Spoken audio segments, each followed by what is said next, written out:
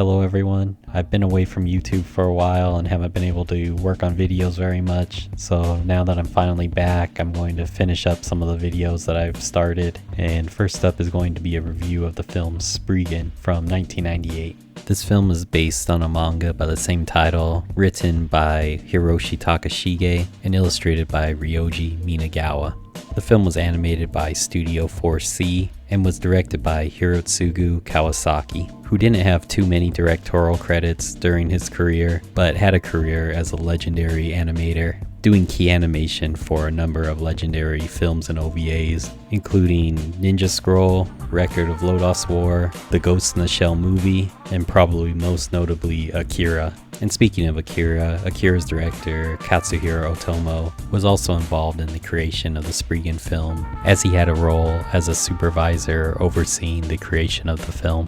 The manga that the movie is based off of is one of my favorite manga, and is one that I consider to be one of the best of all time. It's a series with an interesting premise and incredible art and some of the best drawn action scenes in any manga that I have seen. But despite being one of my favorite manga for a long time, I actually hadn't seen the movie until somewhat recently. And when I did see it, I did think that the movie was a pretty good adaptation of the manga, at least the part that it did cover. The manga ran for 11 volumes, and the movie only adapts a single story arc. The premise of the series mostly revolves around something called U parts, which stands for out of place artifacts. These are ancient artifacts that date back to a certain time period, but are mysterious due to containing technology that shouldn't have existed at that time period.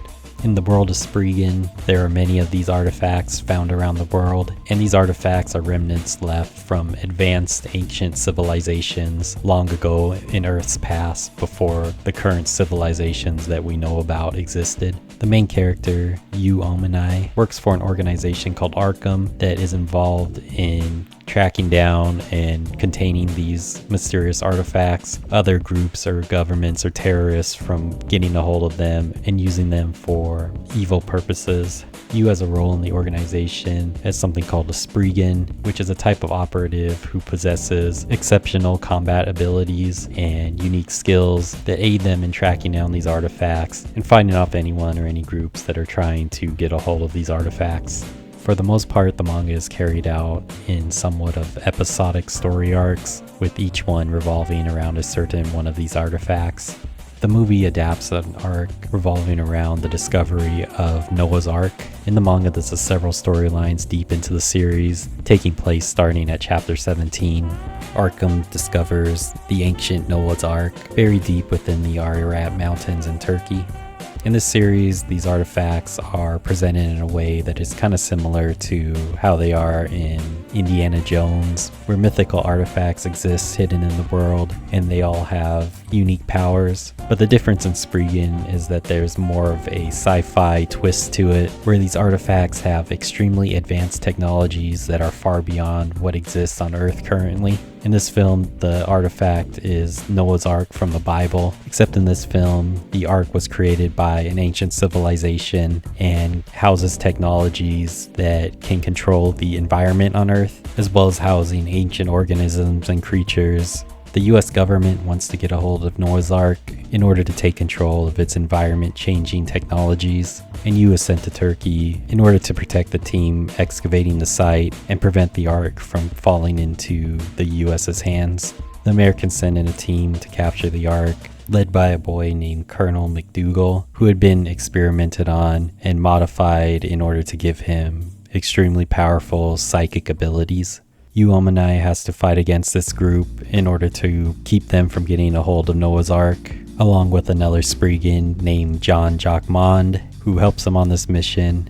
John Jacquemond is a much more significant character in the manga than he is in this film, where in the manga he's almost a secondary protagonist of the series, really only second in importance to Yu. But in this film, he's a bit more minor and not really explored in his backstory or anything, and just helps you fight against the soldiers that come to take control of the Ark. Colonel McDougal eventually betrays the United States and plans to take Noah's Ark for himself and wants to use its environment changing technologies to wipe out humanity and start the world anew. So you has to go and stop him and reclaim the Ark from him before he accomplishes his goal and destroys the world.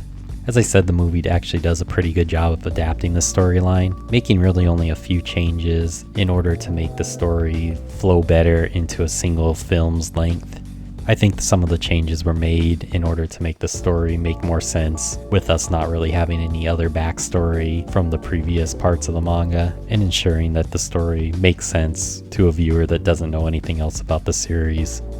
I would say that the short form approach to the story leads to probably what is the most common criticism I hear for this film, and probably the film's greatest weakness, which is characters that are very simple and a storyline that is not very deep. The characters and their backstories and motivations are explored much more in the manga, but in the film, very little is shown of them, and most of the characters are kind of one-note type characters that are not very complex. The film does manage to squeeze in some backstory scenes for you to understand where he came from, but that's about all the character building you really get here. But that's not really what this movie is aiming for anyway. So personally, I don't really consider it too big of a weakness to the film, although online it seems to be the major criticism people have for the film. What I believe the creators of the film were striving for was a film with great animation and visually stunning action scenes, which I believe they were absolutely successful in achieving.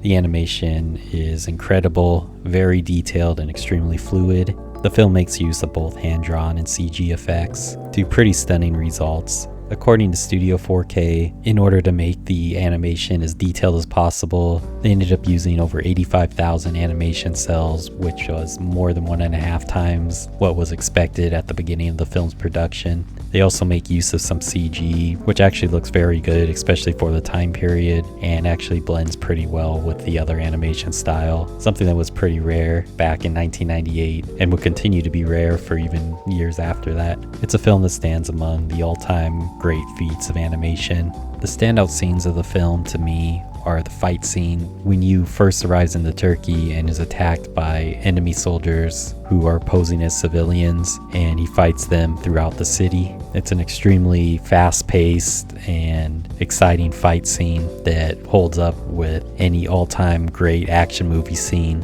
And the other fight scene that I really liked was the fight scene at the excavation site between Yu and Jean-Jacques Mond versus two enemy soldiers called Fat Man and Little Boy. That being another really fast-paced, well-animated, very fluid fight with great fight choreography in both of these scenes.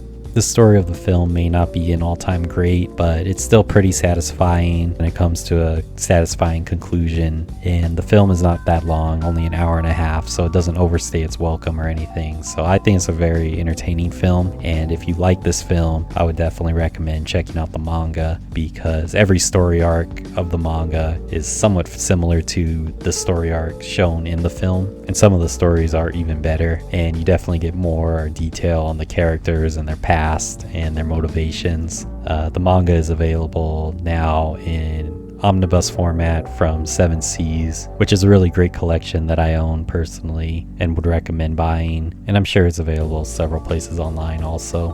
In 2022, they actually rebooted the series with a 6-episode OVA series produced by David Production, which adapts 6 different storylines from the manga in a much more manga-accurate representation of the story, with one episode also adapting the Noah's Ark storyline that is shown in the film. I would also recommend this OVA series if you enjoy the movie and want more. As I said, it's a much more manga-accurate adaptation, and thus I think the storylines are better written and the characters are better written, but the animation in the OVA is nowhere near as good as in the 1998 film. It's not bad, but some of the use of CGI isn't the best and is not very fluid. But I did enjoy the OVA series quite a bit, and I am definitely hoping that they do make a season 2 of that and adapt the rest of the manga in another season of the OVA series. I've looked online and haven't found any news that a new season's coming, but I am hoping they make another one because I think they did do a pretty good job with that.